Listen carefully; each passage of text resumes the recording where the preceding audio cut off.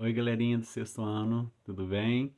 Hoje a gente vai continuar então, vamos continuar agora mais uma aula de literatura, mais um tema, mais um conto escolhido que eu escolhi com muito cuidado para vocês. Eu espero que vocês gostem, tá?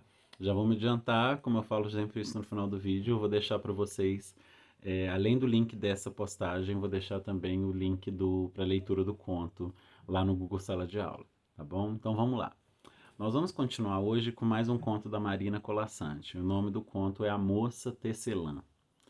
Esse é um conto que eu gosto muito. Ele é um conto que ele retrata muitas características da Marina Colasanti dentro do que ela se propõe a fazer como uma escritora que fala sobre o universo de contos de fadas de uma maneira mais moderna. E é muito legal porque ela usa até de algumas questões de contos de fada que ela já acha que estão ultrapassados para fazer críticas. Críticas ao mesmo, aos modelos desses contos de fadas que a gente sempre vê, que eu vou falar para vocês aqui, e mesmo esses contos ao à atualidade. Né? Então ela une os dois, o conto de fada de uma forma mais moderna, pegando elementos que existem no conto de fada que são típicos em algumas situações e que, na opinião dela, são problemáticas. Eu até concordo com algumas delas. E ela vai retratar para a gente uma crítica sempre atual. Vai fazer uma crítica, ela vai fazer uma análise com a realidade, ancorada na realidade. Ou seja, ela faz essa mistura de uma maneira muito interessante. Ela é considerada como uma autora assim bem contemporânea, ou seja, moderna, bem atual. Eu gosto muito.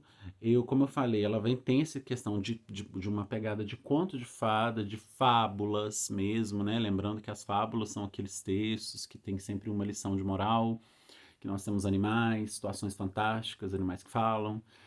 E ela vai misturar esses elementos, ela dá uma modernizada nesses estilos, ela não se pega só numa forma fixa de falar. E isso é muito legal, porque eu acredito que ela atinge um público muito grande com isso, né? A gente vai ver agora que esse conto, ele pode ser lido pelos pais, pelas mães de vocês, como foi por mim, e lido por vocês e ter um entendimento completamente legal, completamente ok sobre ele, e achar ele interessante, e assim, levar boas mensagens para a vida. A Moça Tecelã é um conto muito simples na sua escrita. Ele tem um significado, uma representatividade de significado muito grande. Ele vai contar pra gente sobre a história de uma garota. Não é citado nomes, isso é muito interessante. Ela não dá nome a esses personagens. Por quê? Quando ela não dá nome, a impressão que a gente tem é que a Marina ela procura colocar que esses personagens podem representar vários tipos de pessoas, tipos de indivíduos.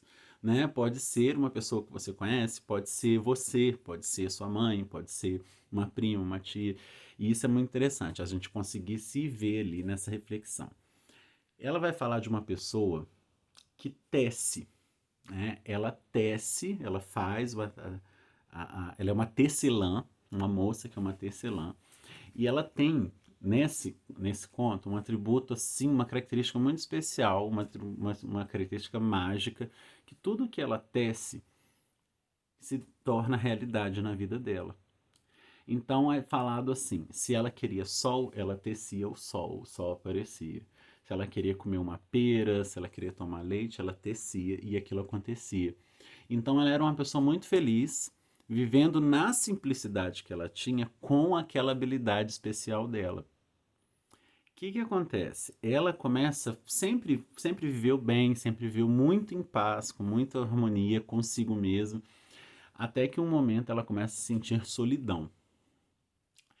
E aí ela fica triste. Então ela era uma pessoa feliz, ela passa a sentir em um dado momento solidão, que é uma coisa comum que acontece, né, com qualquer pessoa. E depois quando ela passa a sentir solidão, ela tem uma ideia de tecer para ela um homem para que fizesse companhia, um companheiro, né, o que seria um esposo, um namorado, alguma coisa assim, que também não é representado o nome dele, né? Que acontece? Esse homem vem para essa história para mudar completamente a ideia do estilo de vida dela.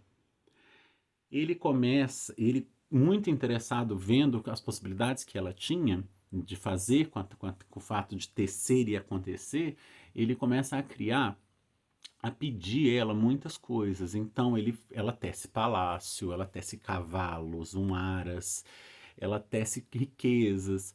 E a coloca, preste atenção no que eu falei sobre a questão do conto de fadas, que ela faz essa menção.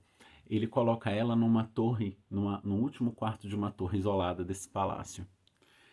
E por que eu estou dizendo isso, né, galera? É muito típico a gente ver em contos de fadas sempre uma moça, uma princesa que precisa ser salva e ela está, geralmente, o castigo dela, a prisão dela são essas torres isoladas. Então nunca é positivo isso na figura do conto de fadas. E aí a gente tem essa questão. O príncipe encantado dela que tinha colocado ela lá, né?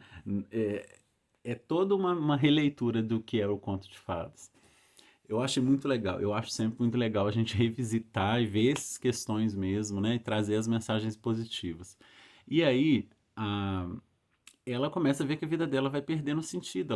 Tudo que ela tecia para ela era para o uso dela. Não era assim para acumular riquezas.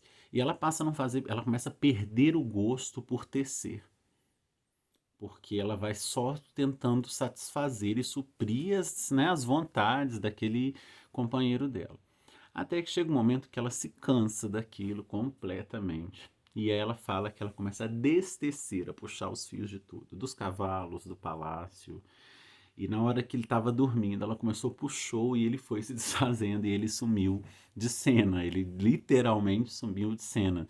Ele desapareceu da vida dela. E aí ela voltou a ser, de novo, feliz, completa, e, né, e tudo mais. Qual que é a ideia desse conto? A ideia desse conto, além de ter todas essas características que são interessantes que a gente tem que usar para analisar, olha, a autora pega características de conto de fadas. A gente tem uma representação ali de uma princesa, da típica princesa que precisa ser salva, só que nesse caso, curiosamente, foi através do seu companheiro.